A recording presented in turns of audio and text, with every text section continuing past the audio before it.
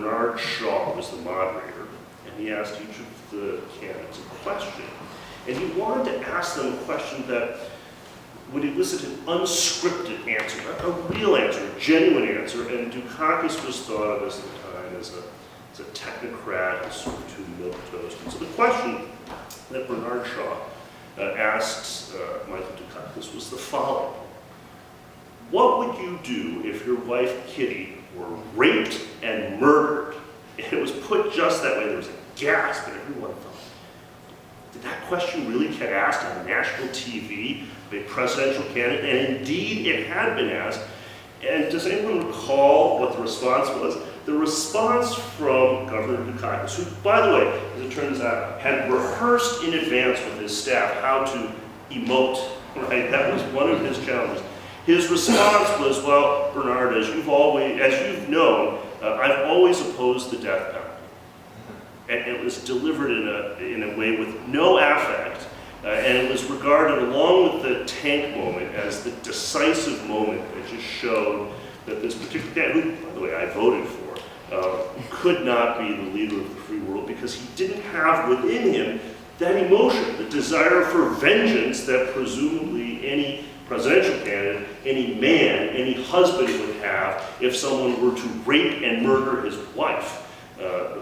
Instead, he was thoughtful, he was rational, he was sober, but in a way that wasn't just disappointing. It showed some type of tragic character flaw on his part. So my suggestion is that what is going on here is, in this particular trilogy, is we're being challenged. We're being challenged to ask whether or not, at the end of the day, we really find it satisfying that there will be a trial instead of a continuation.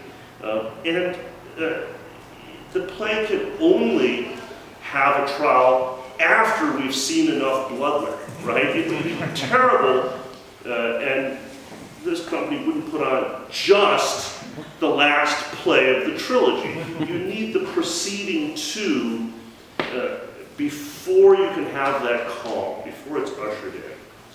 And of course, this is in a different time period, when honor is regarded differently, when the gods actively intervene, when fate is taken seriously, all concepts that might be difficult for us now to accept in a post-Enlightenment world where most of us, well, I'd like to think we care about honor, but most of us don't stab people to death over points of honor, right? We would like to think we've progressed beyond that, and we regard it as progress.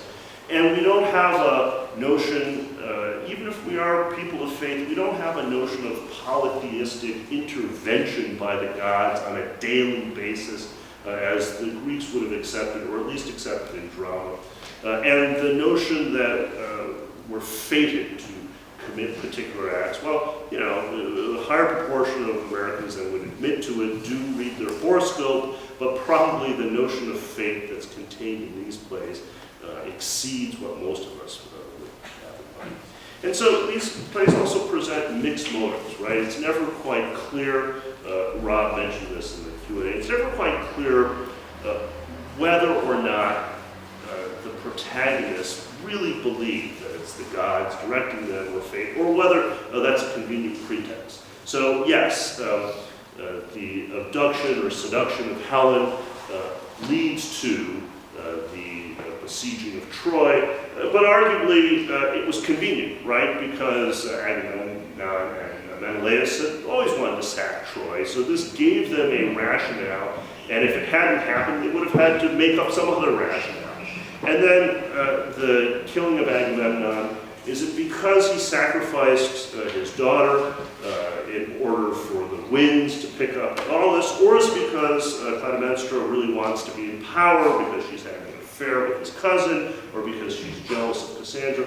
None of that's clear, but at the end of the day, what I would ask is, aren't we in some way, as human beings, animated by the powerful emotions, and they have to be unleashed and given some force? The Furies must be allowed to express themselves, before they are subdued, driven underground.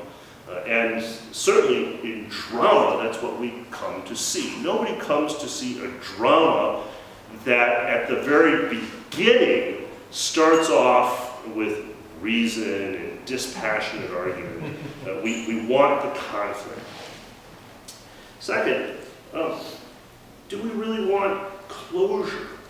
You know, plays, like real trials, are narratives. They're often competing narratives. They're narratives that are presented to us so we can decide which of these is more plausible. Which one of these narratives do we accept as a worldview? But what they do is they impose a neatness and an order on contingent, messy facts. Right? The real world doesn't come as tightly packaged as it does in the Oresteia. In particular, think of how revenge works here. Revenge works here in a very precise way, right? So a wife and mother kills the husband and father, and in turn is killed by the son.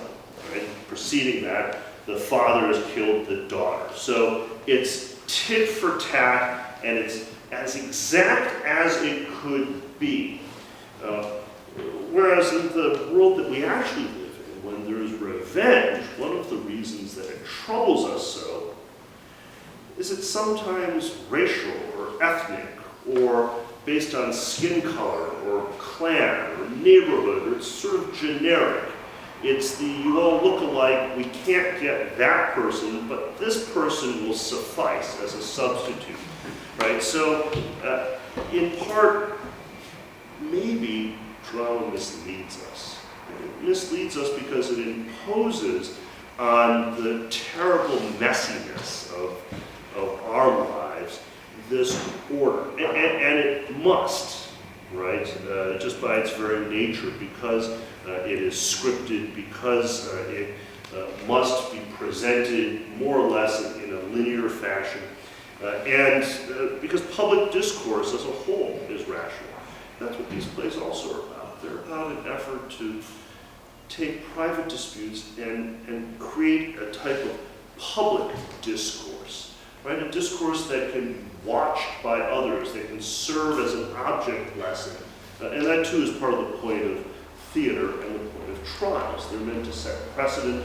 They're meant to deter others. They're meant to give us all a life lesson that we can apply so that we know not to kill our children or our parents if we needed to be reminded of that. So the particular trial that occurs here is fascinating because it has many of the characteristics that modern trials do. This is why it's worth our looking at, and it's why I think it would be great if we were to produce this UC Hastings for students to be able to see. This is adversarial, right? There are two different parties, each presenting their side. So there's a confidence that in that conflict between two different sides, the truth will emerge. That's very different from other models of trials. We're accustomed to that because we're here, and that's the American system. But on the continent, it's a more inquisitorial system. You have someone who goes out and investigates in a scientific manner. But this particular trial is adversarial. Two different sides, each presents their story, right? So it's the idea there are two sides to the story, and here there are only two sides. And there's a fear that's articulated just a little bit here about sophistry, right? There's a fear that rhetoric will prevail, that argument, that words will be more important than facts, that people will be too persuasive, right? Our fear about lawyers is not that they will be incompetent and not persuasive. Our fear is they will be too competent and persuade us of something that is an untruth. But this particular trial, I think I would commend to students because it also shows that everything is contingent and uncertain. Even the gods don't know going in what the outcome will be, right? It's not mathematically determined. No one knows exactly at the outset how it will be resolved, nor is it all political. It isn't just who's more powerful. Instead, there's a belief, an abiding belief that we have to have if we're going to have trials at all. That there is a language we can use, that there is a set of moves and counter moves, and though not math and though not politics, something unique, a type of reasoning, a type of legal reasoning in its early rudimentary forms, that it will produce justice. To return to the 1980s and 1990s, this case also, I realize, presents something that was once of tremendous controversy about a generation ago, about 20 years ago. It subsided and people hardly ever talk about it now. But remember the O.J. Simpson trial? So when the O.J. Simpson trial was going, the trial of the century, dozens of books were written, we were all transfixed to the television, and in a sense, been superseded by other trials, and then Simpson has had other legal difficulties. But there's something very particular about that trial. It produced a national debate about something called jury nullification, which people hadn't really talked about very much before then, although it's been around for a long time, and I would suggest it's displayed here. Jury nullification is the notion that when you have a jury, and they hear all the facts, that sometimes the jury is duty-bound by their conscience to acquit, even though the facts would show guilt. Why? Because the standards of the community would urge that, or because there was something wrong with the prosecution, it was overreaching, or the system was biased or unfair. And in particular, when the Simpson case was going on, there was much discussion about jury nullification because of race. Are there racial disparities? Is there racial discrimination?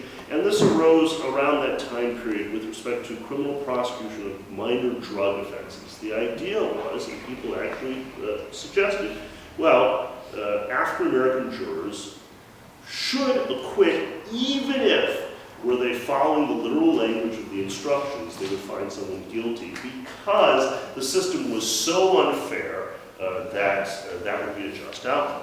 Now, this produced a hue and cry and uproar among